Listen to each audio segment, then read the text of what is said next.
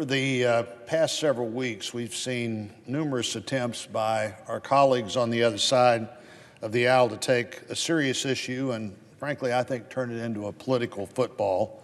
It's an issue you and I both spent a lot of time on, having served on the Intel Committee and, in my case, on the Rules Committee, looking at what we need to do to be sure that people have maximum confidence that what happens on Election Day is reflected exactly in the results. Now, our friends came to the floor last week and they sought unanimous consent to make sweeping changes in the election laws of the country, and then somehow suggested there was a conspiracy that anybody would say no to that.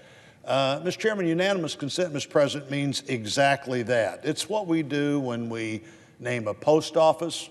It's what we do when we make decisions that are unanimously agreed to, and usually that's all it takes to get that issue settled.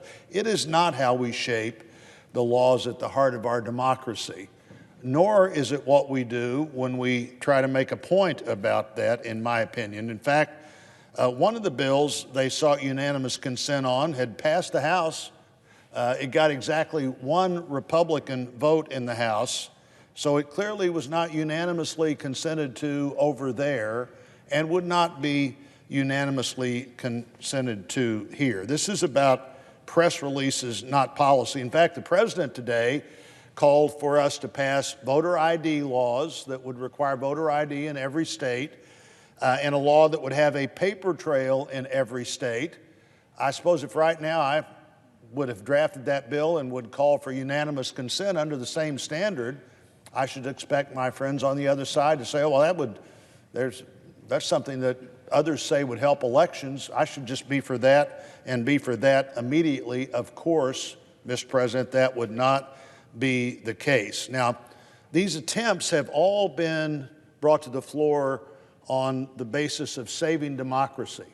This is what we need to do to save our election. This is in the name of election security, but really it's not what it's about at all. Three of the bills were about campaign committees, which are managed by lots of laws and may need to be managed by more, but how you run a campaign committee is not how you secure what happens at the voting place on Election Day. One of the proposals was for the federal government to secure the personal devices of members of Congress and their employees. That could, I assume, since you and I know one of the things we do in the Intel Committee is if you have a Fitbit like this one, you put it in the shelf before you go into the meeting. If you have a phone like this one, you put it in the shelf before you go into the meeting.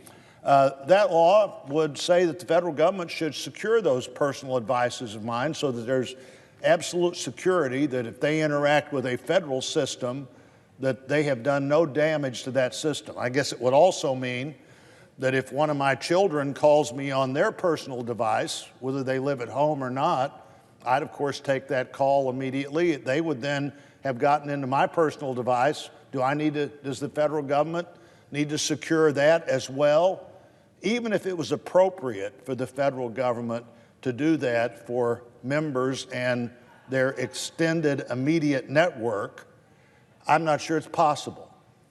I'm certainly sure that it has nothing to do with election security.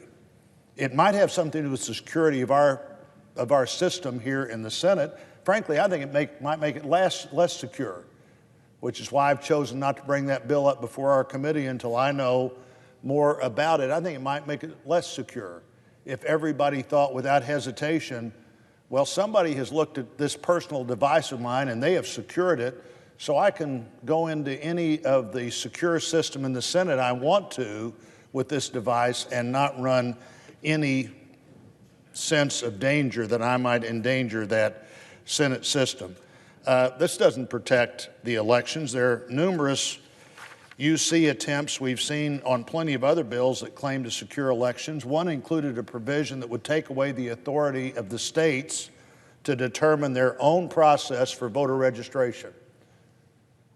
I'm not for that. I also think it's hard to make the case that that would secure elections, but in case you think it would, another one was to require every state to have online voter registration. I'm pretty sure that would make the elections less secure.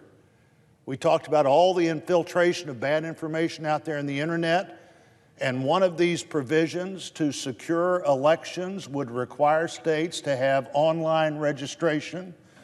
Another was automatic voter registration. Another was same-day registration. You know, in Missouri, it was in the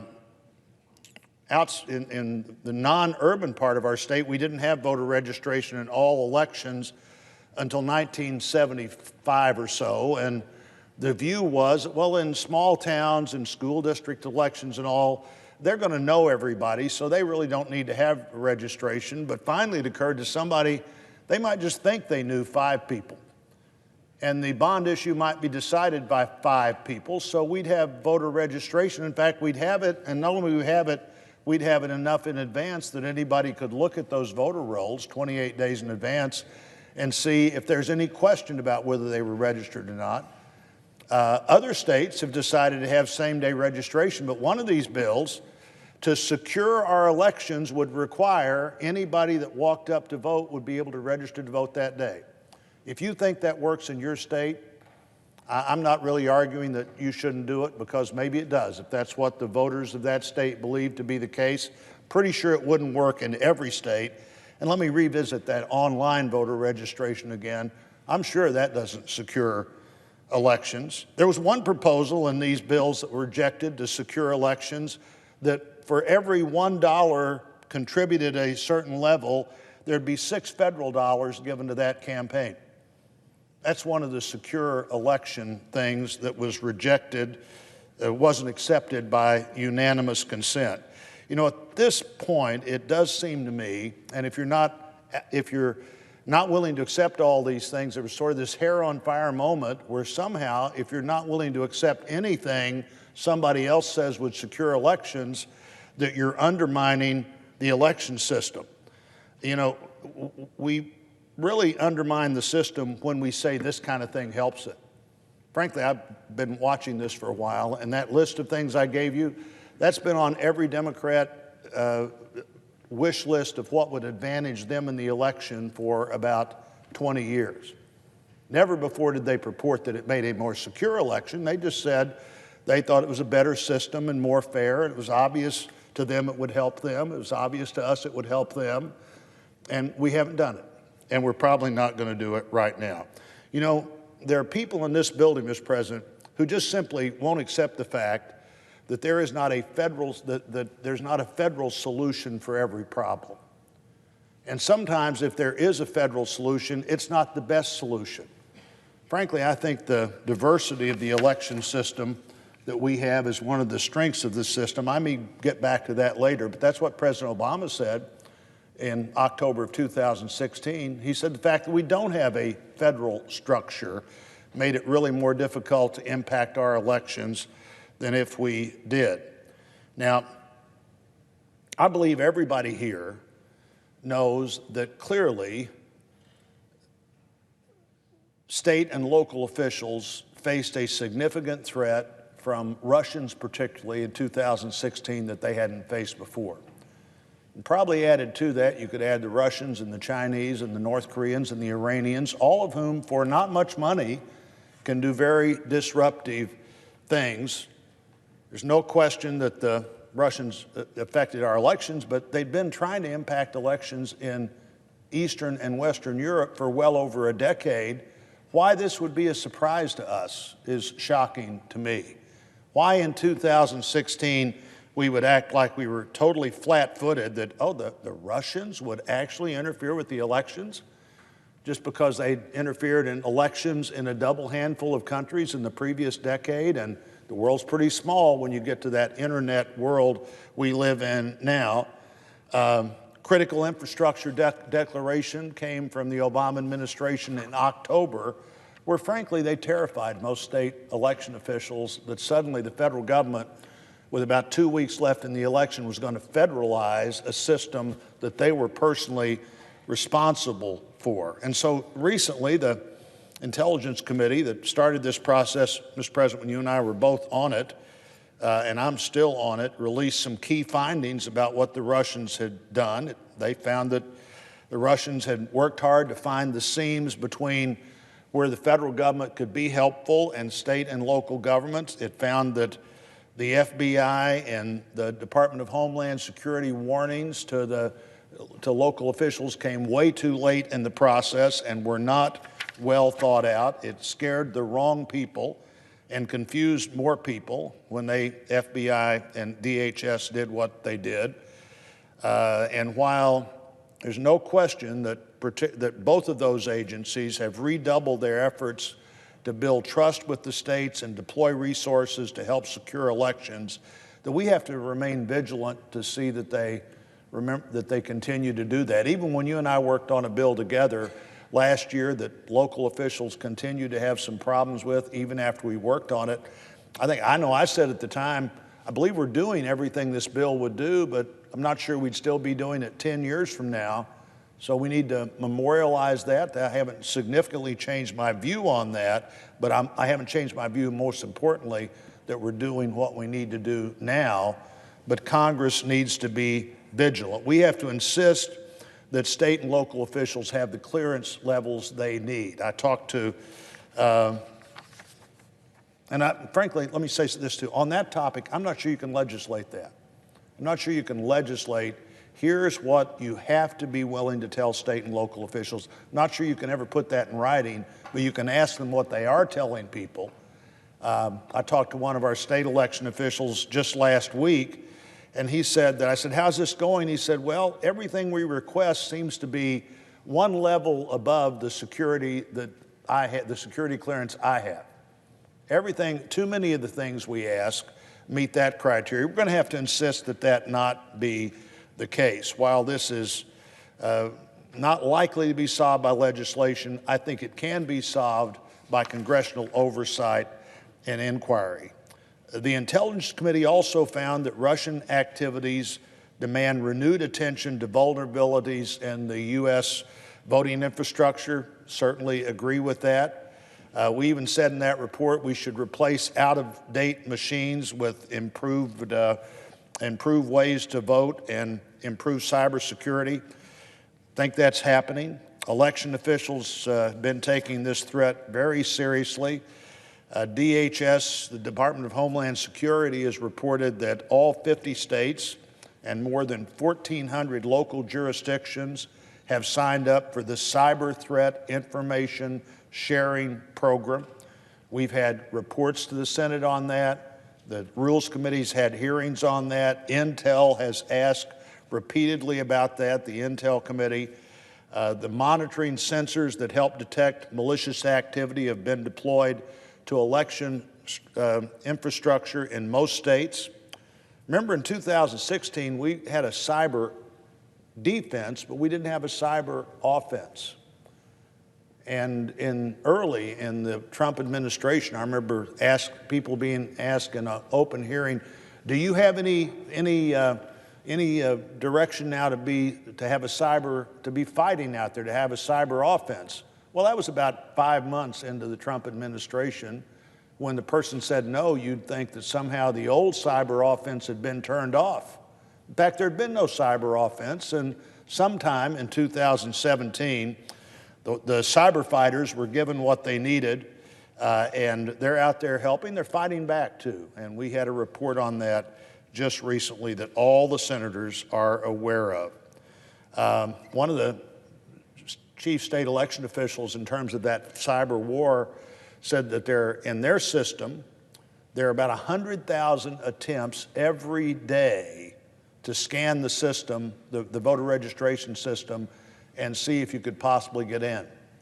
I don't know how many thousand of those might be from foreign actors. I suspect a majority of them are from people just, let's see if I can get into the system. But we should assume all 100,000 of them are from somebody who wants to do something wrong, and I think the states are getting the help they need to fight that back. We've seen states use equipment that didn't have a backup, that when the election was over, you could count something individually that the voter would have been able to look at, get their hands on, and recount. That's the great, matter of fact, if you ask me, that's the best proof you can have is a backup a ballot that can be counted, a ballot where if I vote in Missouri, I vote in my voting machine, it generates something that I look at, and then I put that in the ballot box. That's counted at the polling place. But if it ever had to be counted again, if there was any question about that precinct counter, they can go back and open that ballot box and count them again. On Election Day in 2016 and even in 18, there were still 4 states that didn't have that system anywhere in their states. There are a couple of other states that are partial, 4 states that didn't have it. Delaware had it in place for this year's election. Georgia announced just last week that they'd awarded a contract to replace their equipment that will be in place by 2020, the 2020 elections, and have an auditable ballot trail. South Carolina made a similar announcement last month. The 4th state, Louisiana, is working through a contracting bidding process right now. Whether they're in place by 2020 or not in Louisiana, I don't know, but I know that they'll be in as soon as they can reasonably be in and not confuse voters. Congress has to continue to move states to do that. We need to look and see what happened with the states that were given $380 million in 2018. 49 states took the money immediately. 1 state, Minnesota, has some glitch with their legislature, so they don't have their money yet. But of the $380 million that states have, they've only spent 25% of it. So there's still $285 million that states have to do the kinds of things that the Congress thinks that states should be doing. Now, there may be some states that have already spent all their money and need more. That's something that in the appropriations process, I'm sure we'll look at again, just like that money, that $380 million came through the appropriations process. Mr. President, as I recall, you were pretty involved in that discussion at the time. The federal government's role isn't to run elections for the state, but it certainly has a place in trying to be a valued partner, ensuring that the states have all the help they need. In fact, I believe that a larger federal role requiring a one-size-fits-all approach to the election would be a big mistake. I'm not for federalizing the elections. I spent 20 years as an election official, either as the individual responsible for elections in the 3rd most populous county in our state, or the chief election official as the Secretary of State. And in 20 years of doing this, I guarantee you that the person on the ground, generally elected by the voters that he or she's trying to secure their election that day, is intensely interested in that election going well and people having confidence in it. There is very little kicking the buck up to some federal official in a faraway place and saying, well, we can't prepare for that because we haven't been told we could prepare for that. Public confidence in elections is fundamental. It is the central thread in the fabric of democracy. Elected officials take it seriously when they're elected to do this job or supervise this job, just like appointed officials and boards of election commissioners do. That system would not be improved if it was directed from Washington, D.C. in a one-size-fits-all world.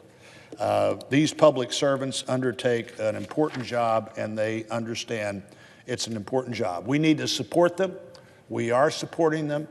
We need to have oversight. There may be a time when that oversight has produced a system that's so finely honed that we're ready to make it permanent. But every time you put something in law permanently, you reduce a lot of your flexibility to insist that something be done differently that needs to be done right now.